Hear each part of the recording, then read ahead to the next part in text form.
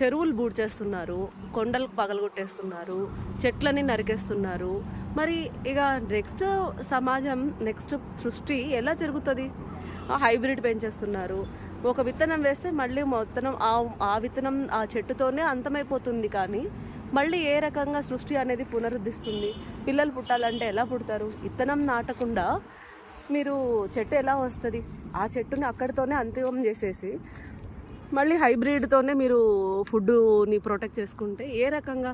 కాబట్టి ప్రతి ఒక్కరూ ఇంట్లో సొంతంగా విత్తనాలు నాటి ఆ విత్తనం నుంచి వచ్చిన కూరగాయలు కానీ పళ్ళు కానీ మళ్ళీ ఇంకొకసారి ఆ విత్తనం మళ్ళీ బయటకు వచ్చి అలాంటివి అయితే మనకు సృష్టి అనేది మళ్ళీ జరుగుతుంది.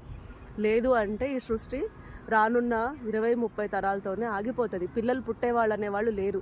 ఆల్రెడీ చంద్రబాబు కూడా అనౌన్స్ చేసినాడు, వృద్ధులు ఎక్కువ ఉన్నారు, పిల్లలు లేరు, పిల్లల్ని కనండి అని.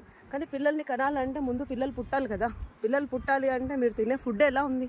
ఫుడ్ అనేది ముందు మార్చుకోవాలి. మనం ఫుడ్ని కంపల్సరీ మార్చాలి. మనము హైబ్రిడ్ని కంప్లీట్గా అవాయిడ్ చేయాలి. నాటు విత్తనాలు, నాటు కూరగాయలు, నాటువే తినాలి. మీరు విత్తనం నుంచి మళ్ళీ విత్తనం ప్రొడ్యూస్ అయ్యే ఆహారం తింటేనే మన పిల్లలు, వాళ్ళ భవిష్యత్తు తరతరాలు అనేవి మళ్ళీ కూడా వస్తాయి. నేను చెప్పిన దాంట్లో ఏదైనా తప్పు ఉంటే దయచేసి కామెంట్ రూపంలో తెలియజేయండి.